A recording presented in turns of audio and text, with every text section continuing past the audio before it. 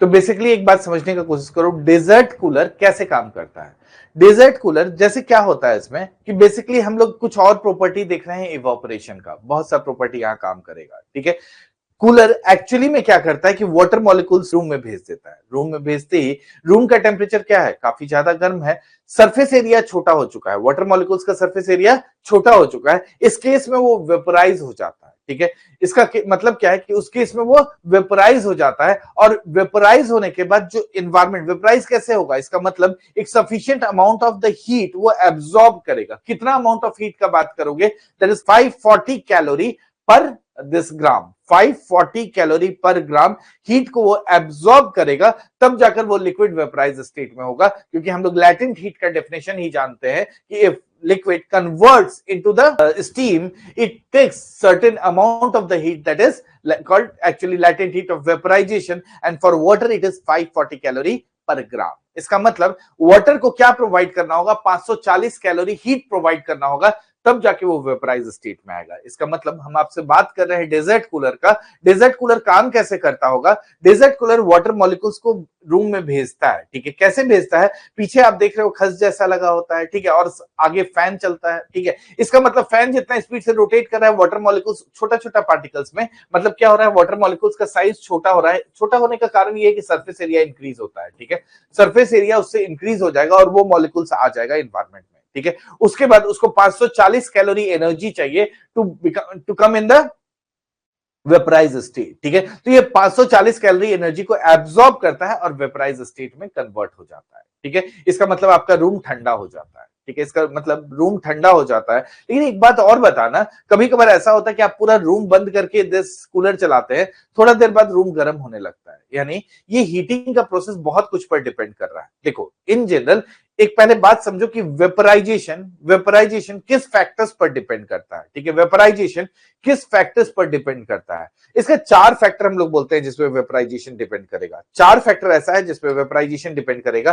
पहला तो होता है रिलेटिव ह्यूमिडिटी, ठीक है। रिलेटिव ह्यूमिडिटी क्या है, this is the moisture content of the environment, या फिर this is the moisture content. पहला हम आपसे बात किए रिलेटिव ह्यूमिडिटी। दूसरा है विंड स्पीड, ठीक है, दूसरा है विंड स्पीड। थर्ड हम लोग बोलते हैं टेम्परेचर, ठीक है। थर्ड हम लोग बात करते हैं किसका, this is temperature. And fourth is the surface area, जो हम आपसे बात किए अभी कि this is the surface area इसका, ठीक है। तो इन फैक्टर्स पर एक्चुअली में वेपराइजेशन डिपेंड करता है। कौन कौन सा हम आपसे बोले, पहला हम आपसे बोले रिलेटिव ह्यूमिडिटी, दूसरा हम आपसे बोले विंड स्पीड, तीसरा बोले हम टेम्परेचर, और चौथा हम आपसे बोले सरफेस एरिया। इन फैक्टर्स पर बेसिकली दिस इवापोरेशन डिपेंड करता है, ये वेपराइजेशन होगा वो डिपेंड करता है।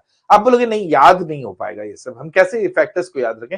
हम बोले याद कहां करना है हम बोल रहे हैं आपसे याद कहां करना है, इसको बस समझ के देखो। जैसे कपड़ा सुखाने के लिए जब आप छत पर जाते हो क्या करते हो, ठीक है। सबसे पहले कपड़ा को मतलब लंबा खींच देते हो, इसका मतलब आप क्या कर रहे हो कि दिस तौलिया ले लिए हो मोटा सा, ठीक है, उसको सुखाने चले गए हो। कैसे कर रहे हो, उसको बेसिकली सबसे पहले फैला दे रहे हो। फैलाने का मतलब क्या है, you are increasing the surface area. What you are doing, you are increasing the surface area. पहला काम आप कर चुके हो, ठीक है। दूसरा कहां डालते हो, जहां धूप आ रहा है, यानी इसका मतलब आप किसको कंसिडर कर रहे हो, टेम्परेचर को, ठीक है। हीट मतलब दे रहे हो, दिस इज टेम्परेचर को कंसिडर कर रहे हो, ठीक है। लेकिन कभी कभार होगा जब टेम्परेचर ज्यादा अच्छा नहीं रहेगा, ठीक है। जैसे आप अभी जैसे बारिश का सीजन चल रहा है, तो आप क्या करते हो, पंखा के नीचे डाल देते हो, ठीक है। पंखा के नीचे डाल देते हो, इसका मतलब क्या किया हो आप, विंड स्पीड, इससे भी बेसिकली इवापोरेशन करा सकते हो, ठीक है। ये भी एक फैक्टर हो गया जिससे विंड स्पीड से आप बेसिकली इवापोरेशन करा सकते हो।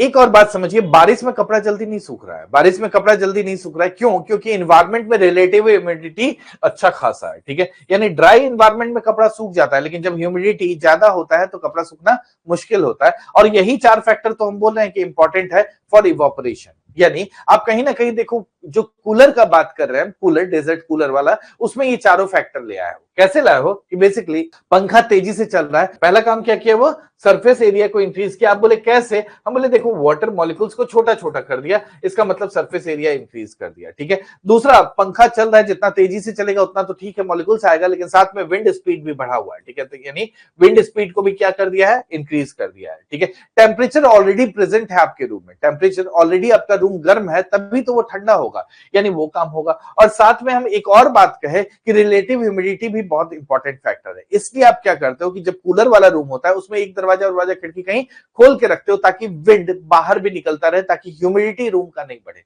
ऐसा भी तो पॉसिबिलिटी है, आप कूलर वूलर चलाकर सो गए, ठीक है, सो गए, उस समय बड़ा अच्छा ठंडा ठंडा लग रहा है, लेकिन थोड़ा देर बाद क्या होगा, रूम का ह्यूमिडिटी इंक्रीज होगा, यानी moisture content of the room will increase. जब मॉइस्चर कंटेंट इंक्रीज होगा तो इवोपरेशन कम होगा, ठीक है, इवोपरेशन कम होगा और धीरे धीरे एक समय आएगा जब इवोपरेशन नहीं हो रहा होगा, उस केस में क्या होगा, इन्वायरमेंट में पूरा मॉइस्चर बन जाएगा। अब मॉइस्चर जब ज्यादा हो जाएगा तो ये कंडेंस होना चालू होगा, मॉइस्चर जब ज्यादा होगा तो ये कंडेंस होना चालू होगा। लेकिन एक बात ये भी हम जानते हैं कि जब वो 540